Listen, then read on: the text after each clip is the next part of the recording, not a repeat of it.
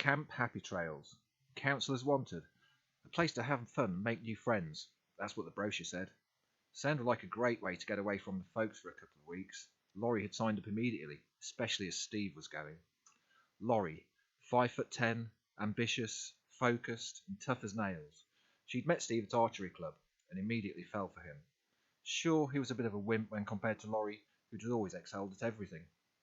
Some of her teachers even thought she could have made the Olympics. But Laurie was in love, and this was going to be an adventure. Of course, everyone had heard the stories about Hans the Butcher, a hulking giant wearing a metal pig mask stalking the camp and murdering the kids and counsellors. Pete had even half terrified some of the kids with the story around the campfire. But just stories, to frighten people, obviously based on those silly 80s horror movies about camp blood. So obvious, so dumb. That was until the night of August 22nd, a night Laurie would never forget. The camp had been great, and with most of the children having gone home, the sun was now setting across the lake, and it was time for the counsellors to blow off a bit of steam. Lou and Andrea were tidying the utility shed. Deacon Susie had the job of cleaning the boats at the docks, and poor Johnny was patiently waiting for Becca at make-out points. Becca, of course, had no intention of showing. She thought it would be funny to leave Johnny there waiting while she secretly met up with Pete at the fire pit. The two kids were sleeping soundly in the cabin. Laurie chuckled to herself about the situation as she strolled to meet Steve by the lake. Poor Johnny. The night was cool and the moon was rising as she headed from the service entrance to meet Steve. Suddenly, an ungodly howl drifted through the air, a call like no other she had heard, a scream, muffled and metallic, primal. What on earth was that? Laurie muttered to herself. A chill fell over her. Something was wrong. Something was very wrong here. She picked up the pace, stumbling over a tree root in her haste and gashing her leg. Seeing Steve by the lake, where they'd agreed to meet, she limped towards him. Steve's face told her all she needed to know. He'd heard it too. They looked at each other and simultaneously uttered one word. Hans. The stories were true. They can't have been true, and yet both knew that somehow they were. We have to get everyone out of here, Laurie said calmly. Steve looked at her, wide-eyed and incredulous. Laurie, you can't save us. No one can. We have to go. Now. And with those words he was gone, running towards the service entrance to the camp. Laurie stood there, shocked, angry, and above all, disappointed. He left me. I can't believe he left me. Fine, she thought to herself. Well, Steve, you coward, I guess it's just me then. Looking down at her bleeding leg, Laurie knew this was going to be a problem. She needed to improvise a dressing to stop the bleeding or it would slow her down. Tearing a strip from her shirt, she bandaged her knee. Better, she thought. At least I can now walk properly. Laurie needed a distraction from the thoughts running through her head. She tried to think.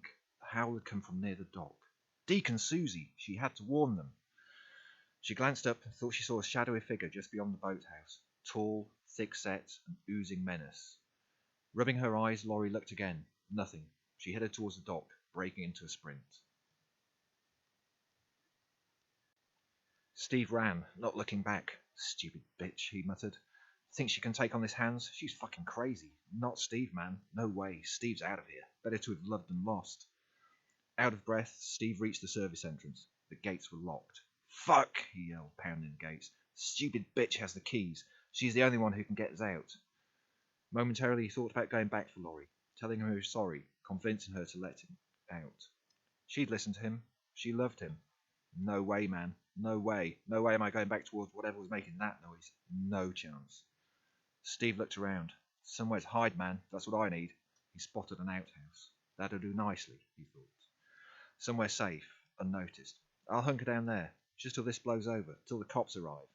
Hurriedly, he ran to the outhouse, climbed inside, carefully shutting and barricading the door behind him. Safe.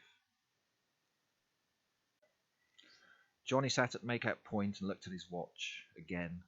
Damn you, Becca, he murmured under his breath. He twiddled the crucifix earrings he had in his left ear, the earring he got last year to make himself look a little bit more cool, as his thoughts wandered to Becca. Ah, Becca, raven-haired, curves in all the right places. Tonight was the night. For the entire 2 weeks Johnny had been watching her, too shy to ask her out, and now here he was. She'd agreed to meet him here at make-out point. Johnny sighed contentedly and looked at his watch again. The noise of a branch snapping behind him startled him back to reality. Johnny turned, bemused. There couldn't be anyone there.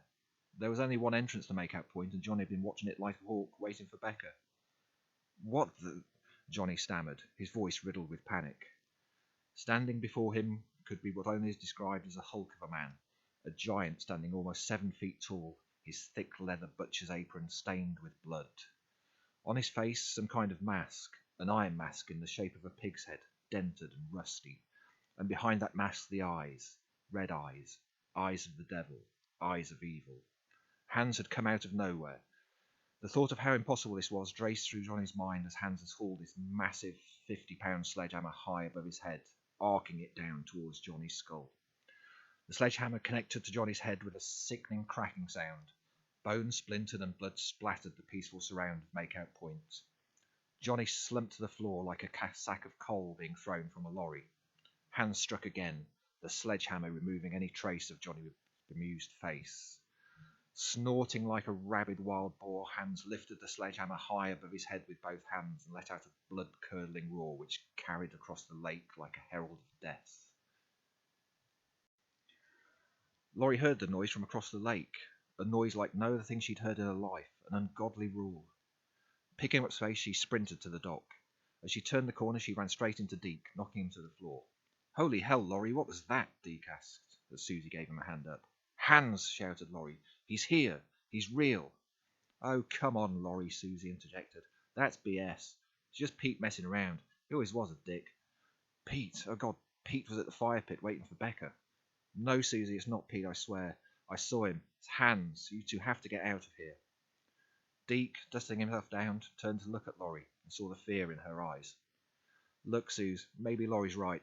I don't think that was Pete. Maybe we should get out of here. Where's Steve?" "Steve ran. He left me," Laurie spat. "The bastard. He's on his own. We have to go. Now." As Susie opened her mouth to respond, Laurie grabbed her hand, dragging her behind him as she headed to the dirt road out of the camp. Deke hurried behind. "Right, get out of here, you two. Get to town and get help. I'm going back for Pete and the others." Susie looked at Laurie, dishevelled and bleeding. "Listen, Laurie, maybe we should all go. Get help. I mean, it's probably a prank, but let's not take any chances. Let's all go." "No, Susie. You and Deke get help. The others won't stand a chance. I'll find them. I can outrun Hans. You know I can. Hey, I'm going to the Olympics, remember?" Susie smiled, or at least tried to. "Okay, Laurie. Good luck." Laurie headed back towards the dock. If that thing she saw was Hans, then he was huge. There's no way she could take him down with her bare hands. She needed a weapon. Maybe there was one there. What a mess, she thought when she arrived at the dock. Guess you two didn't get much cleaning done here. Okay, let's focus a little. What do we have? Rummaging through the piles on the dock, Laurie unearthed an old hand-drawn map. Maybe one of the props from the treasure hunt they ran the other day. Okay, archery bow at the cabins. She knew that already. First aid kit at the utility shed. An aluminium bat here, somewhere. That'll come in handy. But where was the bat?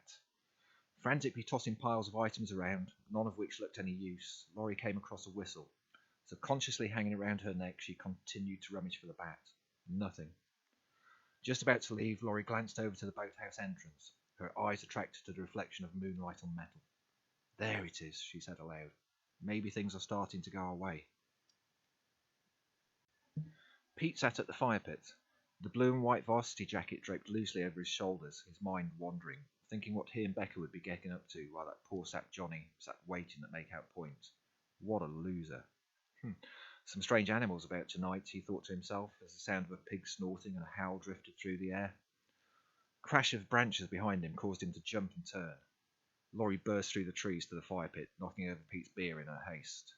"Holy shit, Laurie, you scared the hell out of me. You look like crap. What's with the bat?" "Look, Pete, we have to go. You heard that noise, right?" "Yeah, what of it?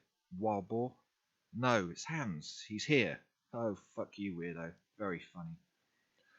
"I'll have you know that Becca will be here any minute. Ain't no pigman going to be dragging me away from that. And I do want to find your weirdo boyfriend. Stop trying to spoil my fun." Damn, why were the boys so obsessed with Becca? "Look, Pete, Becca's gone with Deke and Susie to town. She's not coming," Laurie lied. "She says she'll wait for you in town, at the bar." Better not be lying to me, Laurie. That bat ain't going to help you if you are. I'm not. Now let's go. Hans stood, silently, listening. The crumpled body of Johnny lay lifeless at his feet. Blood dripped slowly from the iron tusks of his mask, each drop glistening in the moonlight as it fell to the floor. He was hungry. He was always hungry. That's why Mommy gave him the mask, to stop him eating. But it didn't stop him. It couldn't stop him.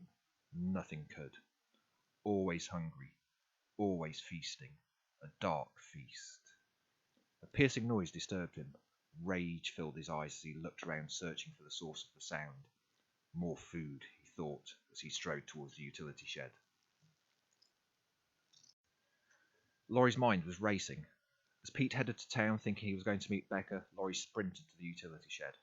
She knew Lou and Andrea would be there. The two girls had been inseparable for the entire 2 weeks they'd been at the camp. Love at first sight or something, she supposed. As for Becca, well, who the hell knew where she was? Laurie sure hoped she hadn't changed her mind and headed for Makeout Point to meet Johnny. Damn, and the two kids at the cabin. Deal with one thing at a time, she thought to herself as she raced past the dock. She stumbled. The whistle round her neck flicked and caught her in the eye. The whistle! Stopping dead, she put the whistle to her mouth and started letting out several shrill blasts, loud enough to wake the dead. The two girls, partly undressed and looking decidedly dishevelled, emerged from the utility shed just as Becca, dressed up to the nines with her bright red lipstick contrasting against her raven hair, rounded the corner from the entrance to Makeout Point. Lou, obviously upset about being disturbed from her time with Andrea, was just about to chastise Laurie when she saw the change in Laurie's eyes. Behind Becca emerged a figure so large the shadow it cast from the moonlight started to engulf the quartet of girls like the dusk swallows the daylight. The three girls didn't need to turn to see the figure. They ran, following Laurie towards the camp entrance as if the devil himself were behind them, which of course he was. As they reached the entrance, Laurie stopped. Becca turned to her, with tears streaming down her face, leaving tracks of black mascara stains in their wake. Please, God, Laurie, please, come on, let's go. Please, Becca sobbed. No, argued Laurie. I saw his eyes. He wants me. He's always wanted me. Laurie somehow knew that the only way to end this was to confront the monster. I have to finish this. A new strength washed over Laurie as she steadfastly turned and headed back to camp. Time to finish things. Laurie ducked into the docks as Hans rounded the corner, his sledgehammer leaving a bloody trail behind it as he dragged it across the wooden slats of the pier. Creeping into the shadows, Laurie hid, holding her breath. Hans lumbered towards Laurie, stopping feet away from her. Her eyes widened as she noticed something strung to his belt. Laurie immediately recognised the distinctive crucifix earrings that Johnny wore attached to the bloody ears strung to Hans's belt. My God, he's taking souvenirs. The thought chilled Laurie to the bone. Poor Johnny. She couldn't save him, nor could she reach the cabin. She silently said a prayer for the two kids at the cabin and gripped the aluminium bat, her knuckles whitening as she summoned the strength she needed. Abruptly, Hans turned and strode purposely away from Laurie, the hammer making a dreadful scraping sound as it dragged across the dock's flagstone floor. Laurie let out a sigh, calmed her mind and focused on the task ahead. She would have to stop him, kill him if she could. He'd be back for her, she knew. No point wasting energy chasing him. Let him come to her. She prepared for the showdown to come. That noise, man. That fucking noise. What the fuck was that? Steve thought to himself as he cowered in the outhouse. That bitch hadn't come back for him. Yeah? Well, fuck her. Fuck her and that slut Becca. Fucking tease. Fuck all of them. How fucking dare they leave him here? It's my only choice, he told himself. Anyone would do the same as old Steve, man. Hide. Hide until it's over. Been quiet for about the last half hour or so. Maybe it was over. Maybe he could come out. Could try and force the lock on the gate. Or climb over. Get out. Get away from this place. Why the hell did he even come here? Right, that's it, he mumbled. I'm fucking out of here, man. Steve quietly stood. Quiet as a mouse, he inched to the door. Just open it and run. Run as fast as you can to the fence. He listened. Nothing. All clear. Just reach for the door. Open it and run. His hand went out, just inches from the door when the sledgehammer came crashing through the wood. Steve staggered backwards, a fragment of wood impaling his left eye, blinding him. With blood streaming down his face, he flailed around in panic, inadvertently landing a pathetic blow to Hans's massive chest. Hans screamed in anger, the steam from the heat of his breath pouring out from beneath the rusty iron mask. Enraged, Hans unleashed a horrific hammer rush, raining blow after blow onto the now helpless Steve. The first strike struck Steve square on the collarbone, shattering it to pieces. Steve screamed and fell to his knees, his one good eye streaming tears of fear and pain. The second blow landed on Steve's chest, the massive hammer shattering a dozen ribs which poked out through his chest, soaking the floor of the outhouse in glistening blood. Hans bellowed, threw the hammer aside, and lifted the broken but still conscious body of Steve 4 feet into the air. Bitch, Steve thought. His last thought before he passed out as Hans tore the right arm clean off. Steve's lifeless body fell to the floor with a sickening thud, crumpled and broken. Hans stood, looking down at the body of Steve for a moment before calmly picking up his massive sledgehammer and sliding purposely towards the cabins. He was hunting fresh meat. It was 3 a.m. in the morning when the twins in the cabin woke. Billy and Charlie had been so excited, being allowed to stay an extra night in camp because their parents couldn't collect them until the day after everyone else had left. What a day it had been. Boating with Lou and Andrew on the lake. Then Laurie had shown them how to shoot an archery bow, a proper big one. Laurie had even said they could keep the bow in the cabin with them for the night, but no arrows. That was dangerous. Billy sat up from the bed for the start and looked over to Charlie, who was also awake. Charlie, did you hear that noise? It's okay, Billy. I think it was maybe just an animal. We're in the woods. There's a lot of animals. Charlie, I'm scared. Where's Laurie? You big baby. Laurie's sleeping. It's night. Now go back to... Charlie suddenly stopped mid-sentence as a large shadow blocked the moonlight that was flowing in from the window of the cabin. Looking over at Billy, Charlie could see her sister was about to scream. Even for an 8-year-old, Charlie was smart, and she slipped out of the bed and covered her sister's mouth before she could make a noise. Shh, whispered Charlie. Breathless, Billy babbled. Charlie, did you see it? Did you see it? The monster. Like the story Pete told us about. It's here. It's coming for us. Charlie had seen it. A shape, bigger than anything she had seen before. Horrible and terrifying. Shh, hide, whispered Charlie. The twins silently slipped off the rickety bed and slid underneath, Charlie grabbing the archery bow as they did so. Shh, whispered Charlie.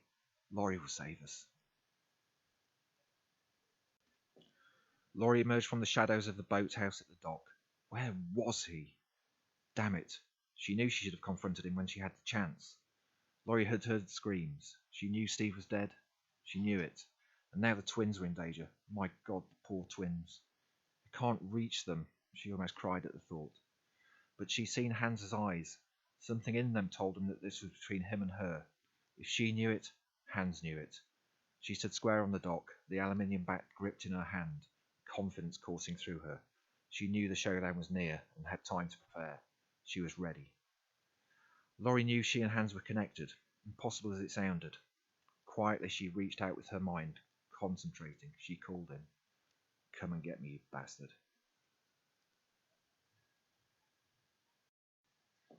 Hans's gigantic hand reached for the door of the cabin and turned the handle. Eerily the door opened.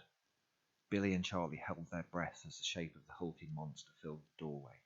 Hans stood, motionless, and cocked his head to one side, listening. Someone was calling him. Somehow. He could hear them. Was it Mommy? No, it was her. Rage filled him. Rage like he had never felt before. A dark obsession. It was her. He would find her and deliver the death blow. Hans turned and strode purposely away from the cabin. Billy cried. Tears of fear. Tears of relief. Charlie held her sister. Laurie stood, focused. He was coming. She knew it. She could feel it. Mist started to roll in from the lake as she waited, poised. Adrenaline coursed through her. Her fear fed her anger. She twirled the aluminium bat in her hand. Come on, you bastard. Come to Mommy. Hans rounded the dock. There she was. Different to the others. Not weak.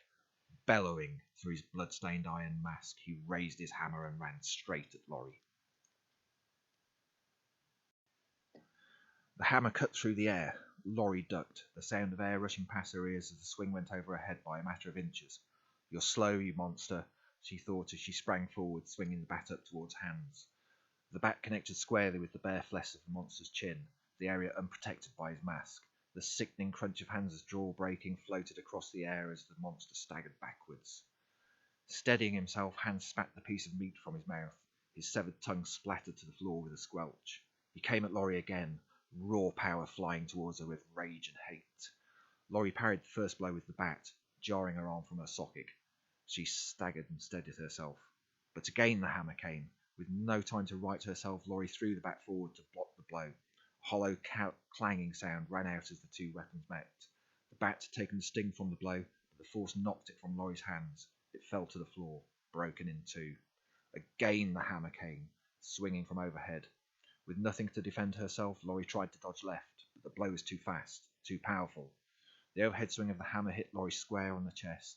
She felt her bones breaking inside her as she fell to the floor, her body finally giving out.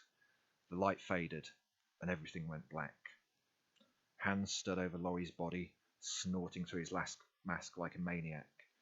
He kicked the lifeless body of the girl with his massive boot, turned and raised his head to the sky, letting out an almighty muffled roar, his terrifying voice distorted by his missing tongue and broken jaw. At the cabin, Billy and Charlie looked at each other and ran. Slowly, Laurie tried to open her eyes. The pain was intense, her body screaming with an agony that could not be imagined. Her blood-soaked vision blurry, but she could see hazily. He was still there, his back turned, howling like a demon. She turned her head to the side and saw the bat, broken in two by her side, its jagged edges of aluminium splintering out. She had to get up. She had to fight. She couldn't beat him, not with a broken bat. She'd have to improvise. Laurie staggered to her knees, reaching for the bat, every inch of movement flaring a searing hot pain through her broken body. The monster hadn't seen her. It seemed possessed, celebrating its victory. She reached for the bat, but her fingers could not grip the handle. It clattered to the floor. But it did not turn, did not hear. A close call. Eventually she overcame the pain to grasp the bat and crawled towards Hans' hulking frame.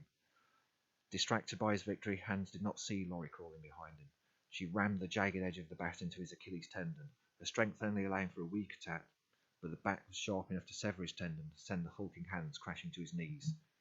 As Hans slumped in front of Laurie, howling at the pain of his severed tendon, she lifted the broken bat high above her head and brought it stabbing down into the unprotected base of his neck with such strength that it severed his spinal column.